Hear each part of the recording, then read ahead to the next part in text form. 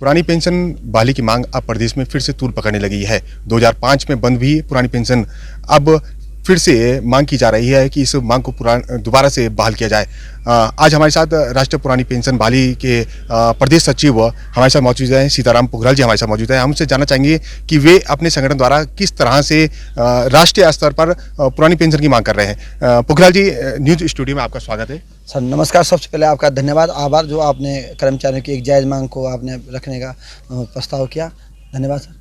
पुखराल जी, मैं जानना चाहूँगा कि 2005 में सरकार द्वारा जो पुरानी पेंशन थी उसे बंद कर दिया गया है। अब देखा जा रहा है कि दोबारा से पुरानी पेंशन बहाल करने की मांग तूल पकड़ने लगी है, तो आपका संगठन किस तरह से इसको जन जन तक पहुँचा रहा है? निश्चित रूप से बचेल जी, हमारा मेन एक होगा कि 1 अक्टूबर 2005 के बाद उत्तराखंड में पुरानी पेंशन व्यवस्था बंद कर दी गई है और 1 जनवरी 2004 के बाद पूरे देश में बंद करने का एक फरमान, तुगलक फरमान अटल बिहारी वाजपेयी जी की सरकार, वर्तमान जो सरकार है, इनके द्वारा किया गया।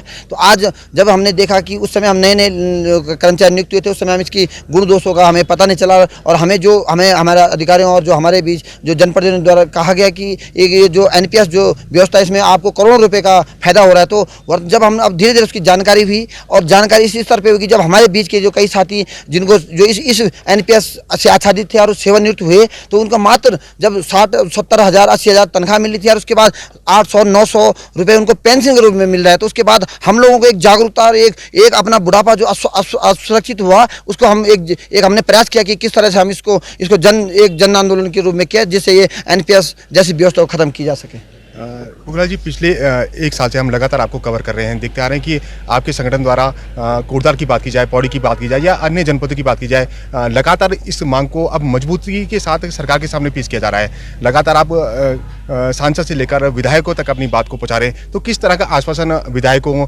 और मंत्रियों से आपको मिल रहा है?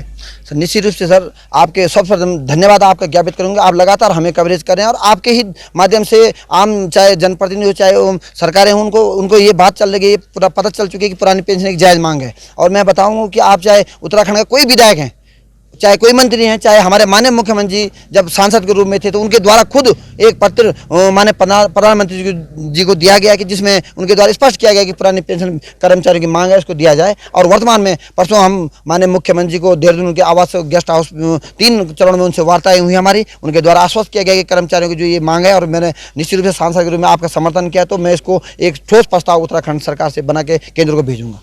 अभी देखा गया था जो गैरसैंण में सत्र चला था, उसमें पुरानी पेंशन की मांग उठी थी, तो किस तरह से देखते हैं आप उसे? निश्चित रूप से अब विधायक जो हमारे माननीय विधायक जनप्रतिनिधि जब हमारे बीच आ रहे हैं तो उनको हम एक ही संदेश उनसे कि हमारा एक मिशन पुरानी पेंशन है, तो हम उनको जा रहे हैं तो उनको भी ये बात लग गई है। जब वो विधानसभा में अपनी बात रख रहे हैं तो उनको अपने क्षेत्र के साथ साथ हमारी बातों को भी रखने का उनको लग गया है कि पुरानी पेंशन कर्म का जायज़ मांग है, तो इसको वहाँ पर रख रहे हैं। और जिन विधायकों और सांसदों द्वारा ये बात रखी जा रही है, उनका कर्मचारी संगठन उनका धन्यवाद भी ज्ञापित करता है। और निश्चित रूप से जब हम पूरा इसको एक जिस तरह हमारा मान्य राष्ट्रीय पुरानी पेंशन बहाली संयुक्त मोर्चा, जिसके राष्ट्रीय अध्यक्ष श्री बीपी सिंह रावत जी, उनका एक मिशन है कि जिस तरह देश आज़ादी के लिए एक आंदोलन देश में किया गया था, अंग्रेजों की गुलामी से एक देश को आज़ाद करने किया गया, उसी प्रकार हम पुरानी पेंशन बहाली जो हमारा बुढ़ापे का एकमात्र साल है, इसके लिए हम एक जन आंदोलन, बहुत बड़ा जन आंदोलन करने के लिए भी तैयार होना शुरू कर दिया हमने।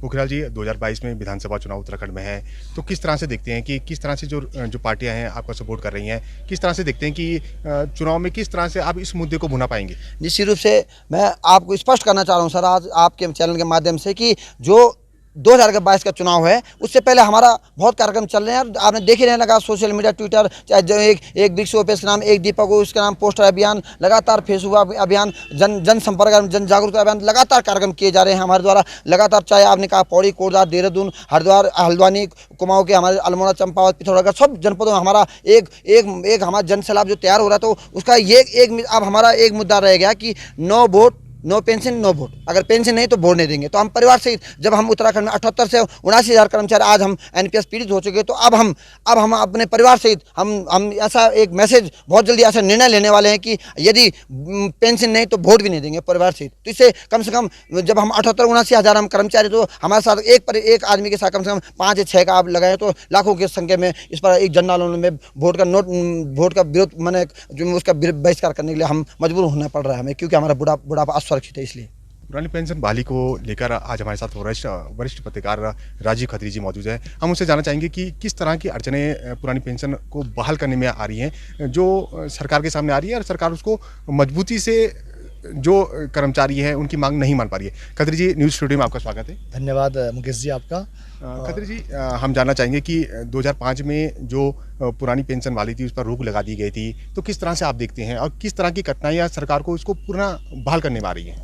देखिए, जहाँ तक पुरानी पेंशन की बात हम करें कर्मचारियों की, तो 2005 में इसे पेंशन को बंद कर दिया गया था। उसके बाद एक एनपीएस न्यू पेंशन स्कीम चलाई गई थी, जो कि कर्मचारियों के लिए बहुत ज़्यादा फ़ायदेमंद नहीं है, क्योंकि इसमें कर्मचारी अपने आप को असुरक्षित महसूस कर रहे हैं। और जहाँ तक हमारा मानना है या मेरा सोचना है व्यक्तिगत रूप से, मैं यही मानता हूँ कि जो पेंशन है वो कर्मचारी का अधिकार है, क्योंकि कर्मचारी एक बहुत लंबे समायावधि तक अपने जीवन काल का बहुत बड़ा हिस्सा सरकारी सेवा में देता है, सरकार की सेवा करता है। जब वो युवा होता है और वृद्धावस्था जाने तक वो सरकार की सेवा करता है, अपना पूरा जीवन वो सरकार की सेवा में करता है। और जब वो बुजुर्ग हो जाता है और सरकार भी मानती है कि ये बुजुर्ग हो गया, तो उसे रिटायर कर दिया जाता है। लेकिन रिटायर होने के बाद उसको अपने जीवन यापन के लिए उसके पास पर्याप्त धनराशि नहीं होती है, जिससे कि अब जो ये कर्मचारी हैं इनमें असंतोष भी और इनको अपना जो भविष्य है, जो बुढ़ापा है, वो असुरक्षित महसूस लग रहा है।